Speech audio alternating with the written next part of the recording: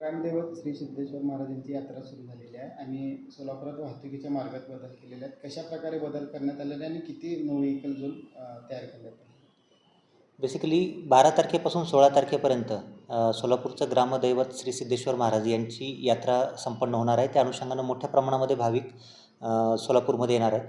तसेच 12 ते 16च्या दरम्यान नंदीध्वजांची मार्गावरनं मिरवणूकसुद्धा निघणार आहे. तर त्या अनुषंगानं नंदीध्वजाचा जो मार्ग आहे, मिरवणूक मार्ग आहे, त्या मार्गावर आपण वाहतुकीस बंदी केलेली आहे आणि त्याच्यासाठी पर्यायी मार्ग उपलब्ध करून दिलेले आहेत. त्यासोबतच 13 तारखेला अक्षता सोहळा हा मुख्य कार्यक्रम होणार आहे. त्या अनुषंगानं सिद्धेश्वर मंदिर परिसरामध्ये आपण नो व्हेकल झोन डिक्लेअर केलेला आहे आणि त्या ठिकाणी कोणत्याही व्हेकलला परवानगी नाही, पार्किंगला आणि येण्यासाठी देखील.